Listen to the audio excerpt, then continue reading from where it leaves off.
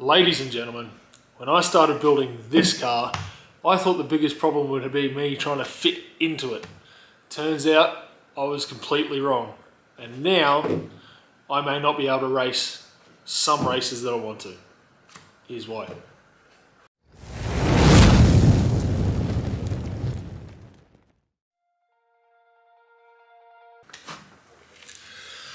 Now, like I mentioned previously, guys, I thought me getting into this car and fitting into it would be the biggest issue I'd face. I was able to find a seat big enough for me. I was able to mount it far enough back, and being 6'10", once I actually get into the car, it's not too bad. I've got a small steering wheel, clear the roll cage. Everything is perfect for me in here, but it just so happens that it's my feet that may stop me racing. Apparently, my feet are too big. Time for a little story.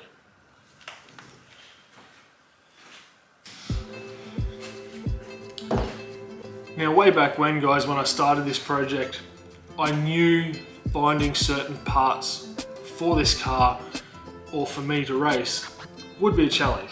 A seat being one of them, and I was able to, like I said, figure that out. I knew I'd probably have to get a custom race suit made because I could not just find one off the shelf to fit me.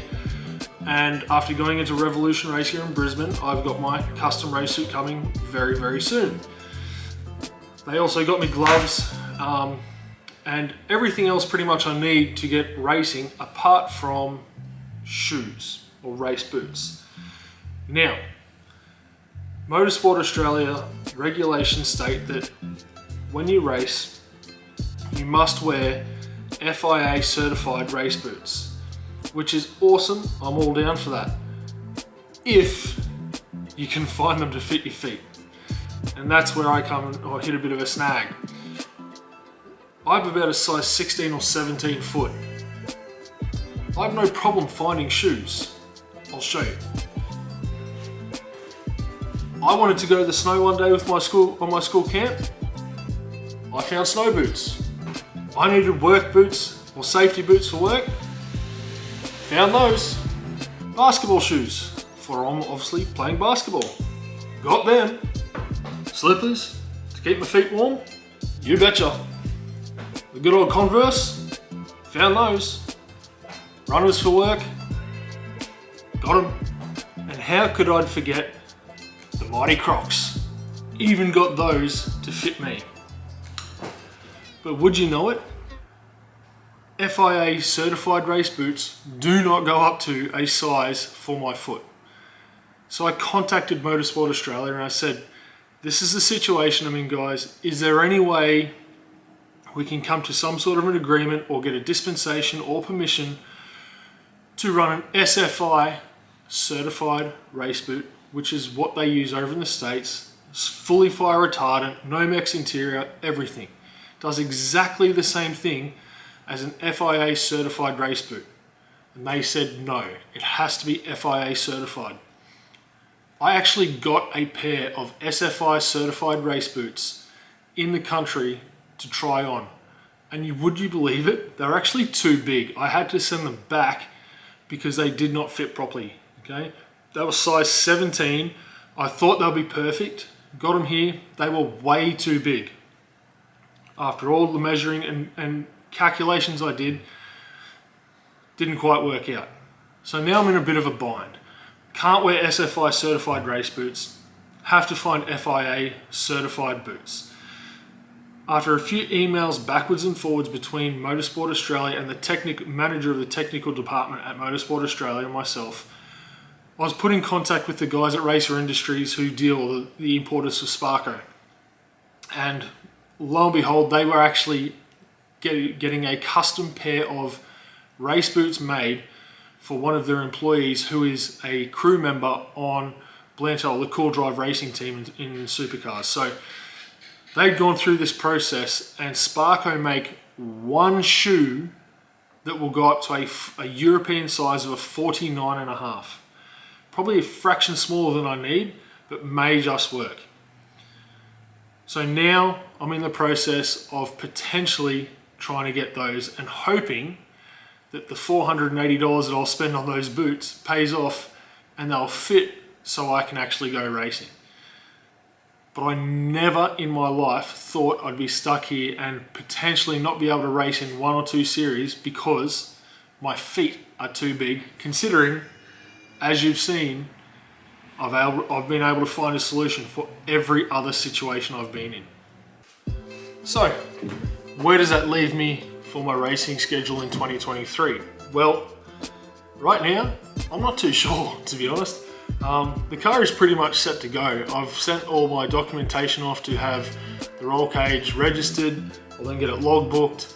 I do have a drive shaft and a rear sway bar to go into this car, and then it will be straight out onto the track. When that is, I don't know. And it's really frustrating me because I want to get this car out there, but I'm stuck because my feet literally are too big. I mean, I didn't choose to have feet this big. I was born with flippers. So until I figure out what's happening with the shoes and if they fit properly, it's pretty much a holding pattern, a wait and see. But I'm pretty confident that these Sparko boots, once they get here and I try them on, they should fit. I did try it going the other day. I tried on a pair of size 48, which is the biggest ones they had in stock and the biggest ones that Sparko make to put on the shelf. And they fit pretty good. They were pretty tight, and if I could get that little bit extra in the toe, I might be pretty good to squeeze my foot into it, which will be fine. Like, I'm only wearing them on track. I'm not wearing them down the street and around the house.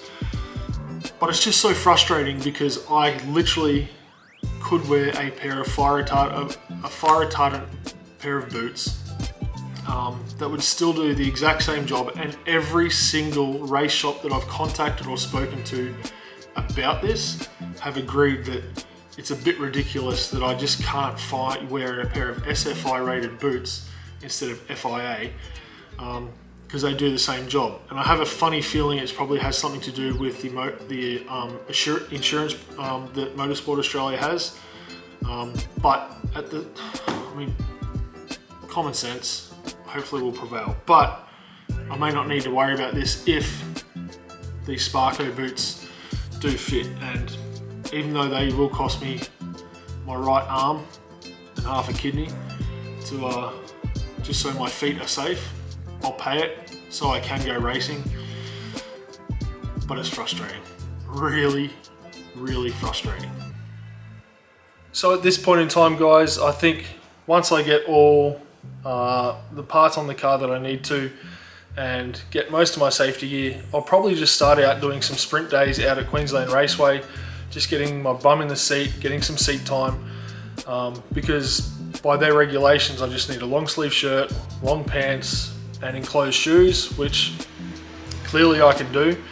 And then I'll get out there and start getting a bit of a drive. And then once I get this boot situation figured out, I'll enter my first race meeting and see how I go. But I for sure want to be out on the sprint days before I go and jam myself inside 40 cars and see what happens. So that's where we're at. My feet, causing chaos. Never been an issue before, but it's a first time for everything. So I wasn't expecting this, but hey, I've pretty much this entire build, when there's been an issue, I've had to overcome it and I've found a way to make it happen. I've no doubt that'll happen this time and we'll get out on track, and I'll be racing with some of you guys very, very soon. So once I find out what's going on with my shoes and my racing for 2023, I'll let you know. But I'll just start saving up some money for some race boots and see if we can get them ordered and get it on my feet. Alright guys, when I have more information about what's happening, I'll let you know. Hopefully not too far away, and we'll go from there. I'll see you later.